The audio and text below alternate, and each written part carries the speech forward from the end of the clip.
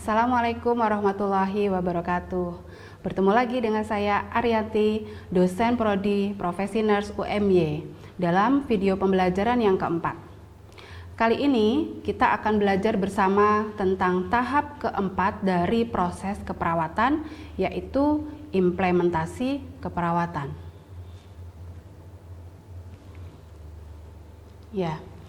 Implementasi keperawatan merupakan tahap keempat dalam proses keperawatan. Setelah pengkajian, merumuskan diagnosa, menyusun rencana asuhan, maka perawat akan melakukan implementasi untuk memberikan atau melaksanakan rencana intervensi keperawatan pada klien. Dan jangan lupa, bagian dari implementasi yang penting adalah dokumentasi tindakan yang sudah dilakukan. Jenis tindakan keperawatan sendiri ada 3 macam, dan seluruh tindakan keperawatan haruslah berfokus pada pasien. Jenis tindakan itu adalah yang pertama, tindakan mandiri perawat. Artinya, tindakan yang dilakukan adalah murni inisiasi berdasarkan keilmuan dan kiat dari keperawatan yang berdasarkan evidence-based practice. Contoh dari tindakan mandiri perawat bagi pasien dengan diagnosa nyeri akut yaitu mengajarkan teknik penanganan nyeri non-farmakologi seperti terapi Benson ataupun terapi Dikir. Jenis tindakan lainnya adalah tindakan inisiasi dari dokter sebagai penanggung jawab pasien atau konsultan. Jenis tindakan ini contohnya adalah pemberian obat bagi klien, di mana perawat berperan untuk memastikan obat dapat diberikan kepada klien dengan aman dan benar. Dan jenis tindakan yang terakhir adalah jenis tindakan yang diinisiasi oleh dokter ini juga terkadang disebut dengan tindakan kolaboratif. Walaupun tindakan ini juga bisa merupakan tindakan yang didelegasikan oleh profesi kesehatan lainnya seperti apoteker, ahli gizi, fisioterapis, dan lain-lain. Contoh tindakan kolaboratif yang paling sering adalah pemberian obat yang diresepkan oleh dokter.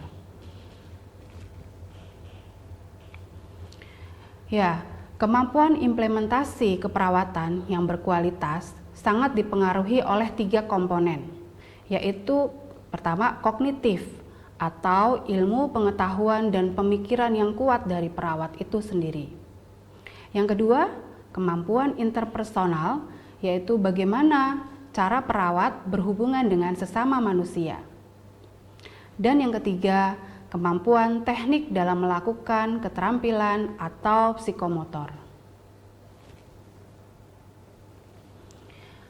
Kemampuan kognitif yang harus dimiliki perawat berdasarkan pengetahuan yang dimilikinya, harus mampu memecahkan masalah dan juga mampu untuk mengambil keputusan di klinis secara cepat dan efektif, berpikir kritis dan kreatif.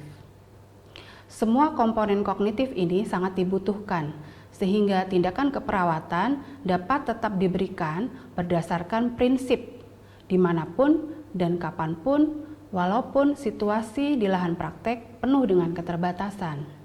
Jadi perawat itu harus pintar dan kreatif.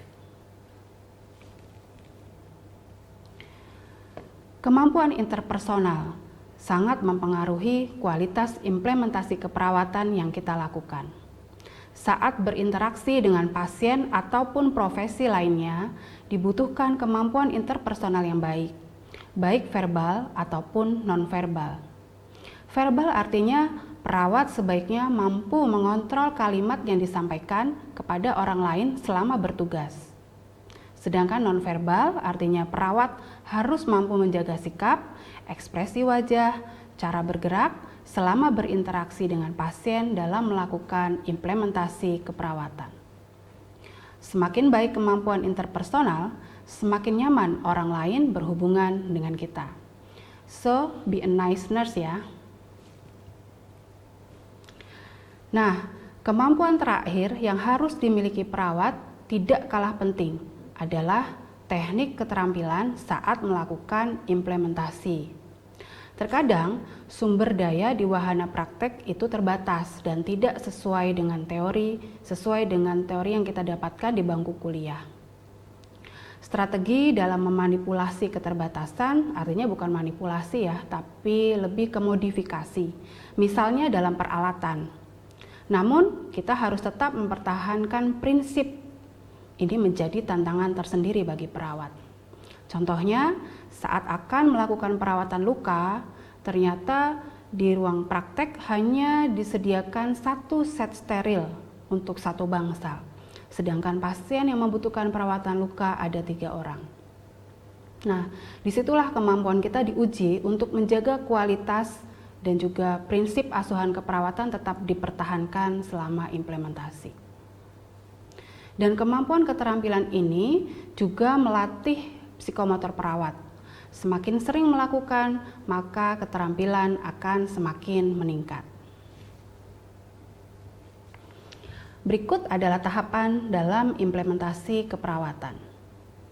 Sebelumnya, kita pastikan dulu kondisi pasien terakhir, karena kondisi pasien bisa saja berubah sebagai respon terhadap tindakan sebelumnya. Kemudian, kenali kemampuan diri kita. Apakah saat melakukan tindakan, kita akan membutuhkan bantuan orang lain atau tidak? Jika perawat siap, peralatan siap, maka lakukan tindakan kepada pasien.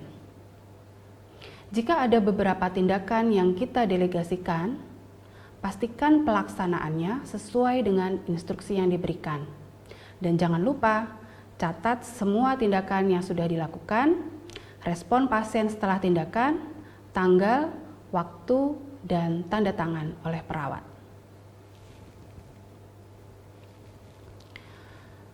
Ya, selama melakukan tindakan keperawatan, berikut prinsip implementasi yang harus senantiasa kita pegang. Yang pertama adalah pahami order atau tindakan. Jika tidak paham, bertanyalah pada yang memberikan order, misalnya pada tindakan kolaboratif.